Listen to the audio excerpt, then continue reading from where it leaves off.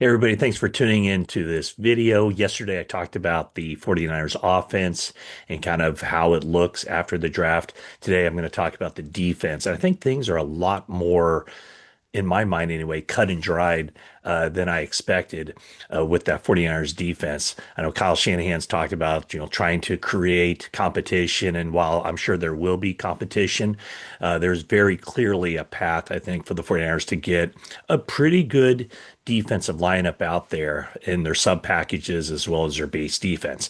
First off, however, this video is brought to you by Canyon Club Brewery, located in Moraga and just opened a couple months ago in the Livery in Danville. So it's a really good location. If you're familiar with Canyon Club Brewery, a lot of different beer varieties and also menu items. Great place. The tasty bites on the menu, something for everybody, fun for the whole family. It is a family friendly atmosphere, both in Moraga, in the flagship Canyon Club, but also in the new location, the Livery in Danville. So check that out. Okay, so the defense, I think, is pretty much has come into focus as far as, in the 49ers best case scenario, how they can make an improvement, how they can get, younger and maybe just more enthusiasm and everything else. And when you look at it, at least on paper, 49ers do appear to be improved throughout. Now, clearly, they will need those five draft picks, the first five draft picks, and even maybe another guy, a defensive player taken later. They're going to need those players to play up to what the 49ers expect them to. That I've seen some comments about, the 49ers reaching for some players. My definition of a reach is when when a team strays from their draft board to take somebody who's further down just to fill a need. I don't get the sense that the 49ers did that. And I think, a lot of people were looking at, why they didn't draft an offensive lineman. It, with I think the definition of a reach is to take a player in order to take a player. I think that if they would have taken offensive linemen with any of their first five picks, it would have been seen as a scenario, at least inside the building, where they didn't take the next person that they had graded as a player worthy of that second, third, fourth, fifth round selection, whatever the case may be. So let's just go through the 49ers right now, starting with the defensive line.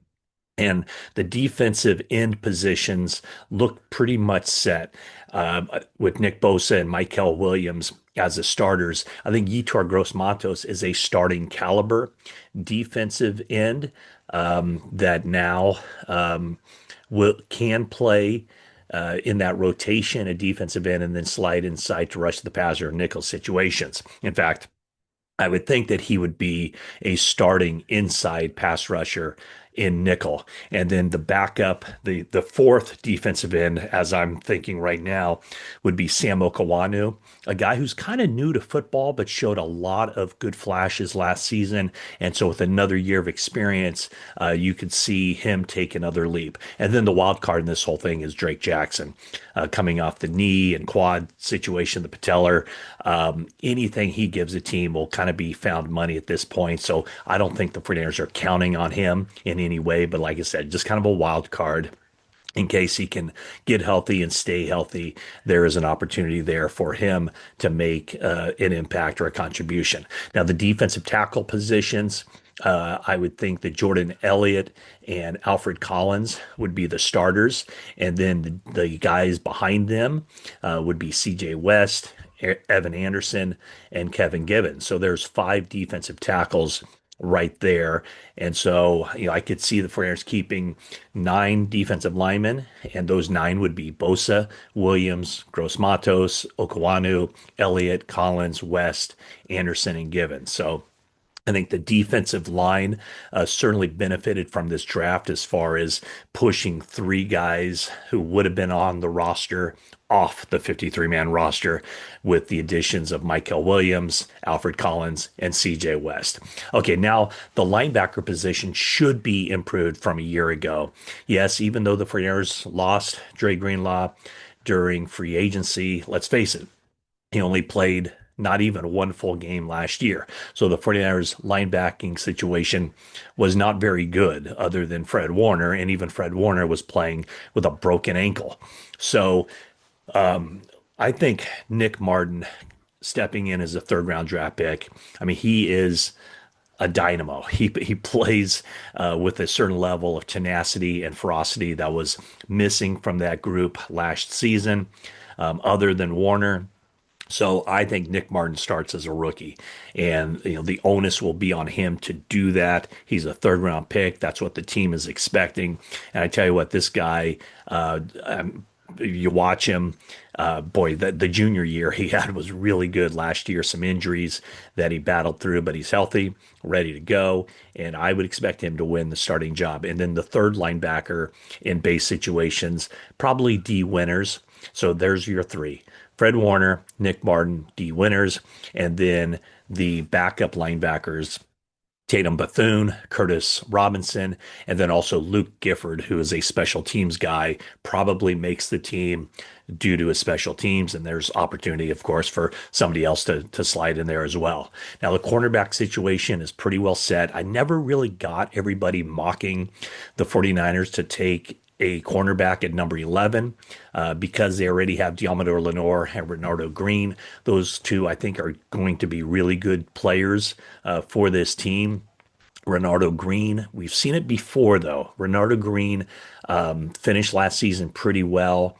Now, some guys we've seen come back for year two, and they just kind of feel like I got this figured out. Heck, we saw that with Ambry Thomas several years ago, and he came back for year two, and it was just really bad. I mean, I think we've seen it with other guys who just feel like, oh, I got this figured out after my rookie year.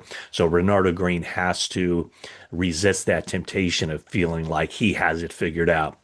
But the starters, Diamador Lenore, Ronaldo Green, and then the backups on the outside could be Trey Brown, free agent pickup from Seattle, and Darrell Luter.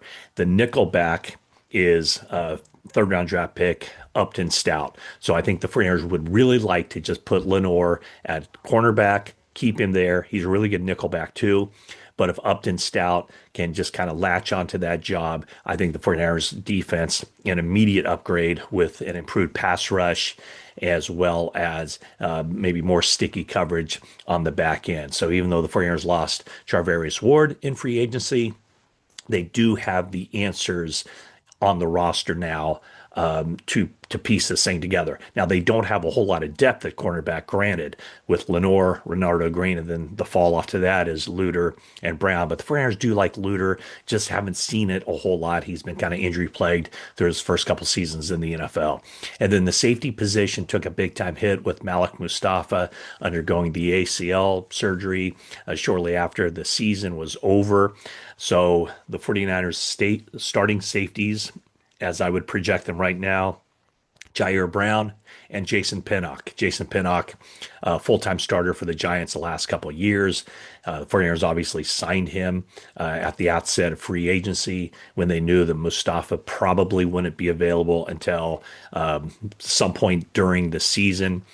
He will almost assuredly start training camp on the PUP list and probably start the regular season on the PUP list. And then it's a matter of when he can step in after that. So starters, Jair Brown, Jason Pinnock, like I said, Malik Mustafa kind of in reserve right now.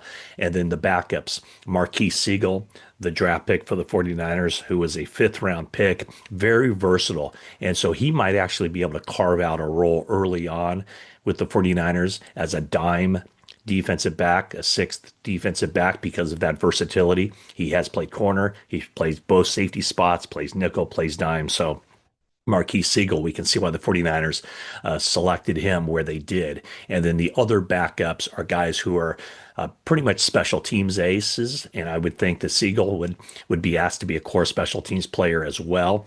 The guys who can fit in on special teams as well as backup roles, Richie Grant, George Odom, and Saran Neal. So that's a look at the defense. I think that, like I said, there's going to be competition, But I think that if the 49ers, if you look at who they drafted, where their holes were, what they need from the rookies coming in, I think it's pretty obvious how the defensive side of the ball should shape up. And now those people who have been kind of, in my mind, anointed starting roles based on where they're selected in the draft, they're going to have to prove it once the offseason program begins. And then more importantly, obviously, once the pads go on in training camp. All right, thanks for watching this video. Hope you enjoyed it. Love to hear your comments down below about any competitions on the defensive side of the ball that intrigues you. And also, if you haven't already, please subscribe. And that is it for now.